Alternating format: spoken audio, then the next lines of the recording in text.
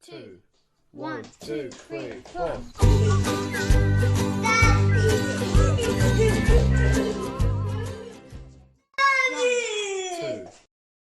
Hei, täna õpime kella.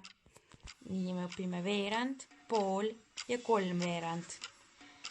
No see tundub raske, aga kui selgeks saada, siis see on üsnagi lihtne. Lähme vaatame. Nii, hetkel te näete, et kell on 3. See väike seier siin, see on number 3 peal. See on suurem, pikem seier, see on 12 peal. See on minuti oma ja see on tunni oma. See näitab tundi, alati see pisike näitab tundi ja see väike lihtsalt näitab mitu tundi on. Praegu on 3. Nii, nüüd me hakkame õppima seda, et mis on veerand. Nii, veerand on siis see, kui see suur seier on siin 3 peal, siis see on veerand. See on veerand, aga mis veerand on? Lähme tagasi. Nii, kell on praegu 3, nüüd ta saab 3 läbi. Nii, ta on juba 3 läbi. Öeldakse, ta on veerand, aga ta ei ole enam 3, sest ta juba 3 läks ära juba. Nüüd kell hakkab juba 4 saama, siis öeldakse, et ta on veerand 4. Nii, sellepärast see pisikene seier ka liigub siin ainult 4 suunas juba. Ja nüüd läheb see suur seier siia täitsa alla ja siis öeldakse, et kell on 3:30. Ei ole 3:30 enam, sest ta juba läheb siia 4 peale. Ta on 3:30, sest ta hakkab juba 4 saama. 3-st me enam ei räägi. 3 on juba läbi. Nii kui see suur pikk seier läheb, siit 12 läks üle. Nii enam meie 3-st ei räägi. Nüüd hakkab kell juba 4 saama. Näete, kell on 3:30. Nii, nüüd see pikem seier liigub jälle. Ja see pisike ka juba läheb rohkem 4 poole. Nii, siin on kell on 3:04. See tundub raske, aga tegelikult see on suhteliselt kerge ikkagi, kui te ära õpite selle. Et 3:04, kuidas te selle meelde jätate? Kirjutage kas või üles endale, et kui see on pikk on 3 peal, siis on veerand. Ja kui ta on siin 9 peal, siis on 3/4. Te võite nii ka veel selle veerand ja 3/4 meelde jätta, et 3 on veerand, aga 9 on 3/4, kuigi loogiliselt ta võiks olla 3 peal võiks ju olla 3/4. Aga siis jätke meelde, et tegelikult on vastupidi, et kui ta on 9 peal, siis ta on hoopis 3/4.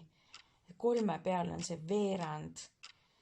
Et kui 9 peal on, siis on 3/4. Kui ta siin 3 peal on, siis on näiteks, et ta on alles siin 3 peal, et ta on veerand. Ja ta läheb 9 peal juba suurem number, siis on juba 3/4. Juba 2 sõna on lauses. Siin on ainult väike veerand.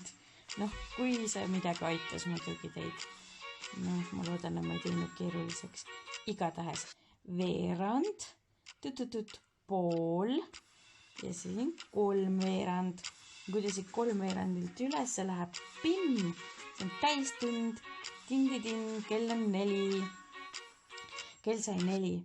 Nii, nüüd hakkab see suur seier jälle siit liikuma ja enam meie 4-st ei räägi. Kell oli juba 4 ära, nüüd meie hakkame 5-st rääkima. Nii, kell on veerand 5. Ta on siin 4 ja 5 vahel, siis alati ikkagi... Vabandust, väike õnnetus.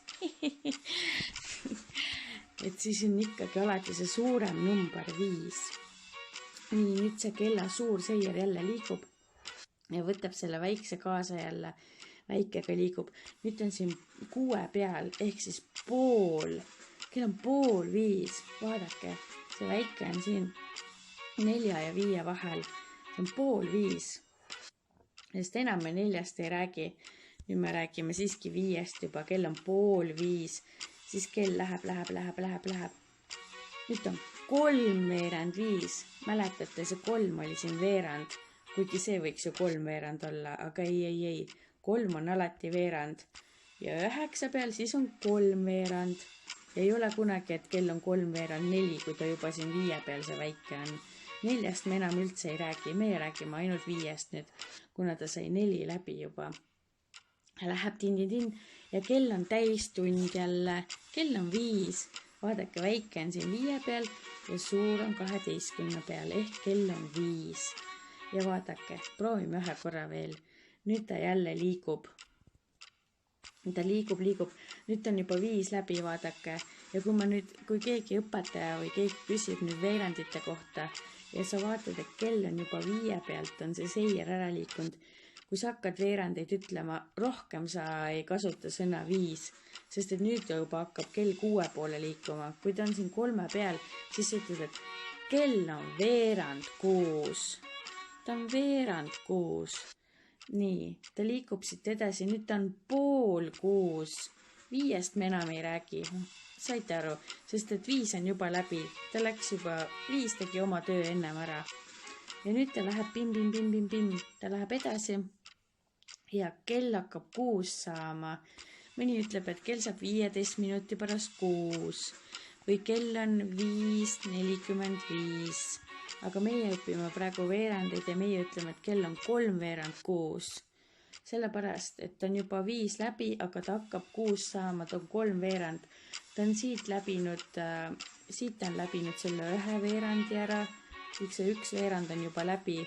Ütleme, et see 2 veerandit on siin ja siin on see 3 veerandit siis. Ta on 3:6 ja nüüd ta läheb puu ja tinn, vaadake, kell on 6. Nii, kell on 6, see on täistund, kell on 6. On üks vahva asi see kell ikka. Ja vaadake, siin on ühed vahvad numbrid ka, 5 ja 10 ja 15 ja 20. Siis öeldakse nii ka, et kell on 6 läbi 5. Siin järgmisena on 10. Kell on 6 läbi 10. Siis öeldakse, et kell on 6 läbi 15. Ja kell on 6 läbi 20. Ja muidugi siit tuleb siis 6 läbi 21 ja 6 läbi 22, 6 läbi 23, 6 läbi 24 ja 6 läbi 25.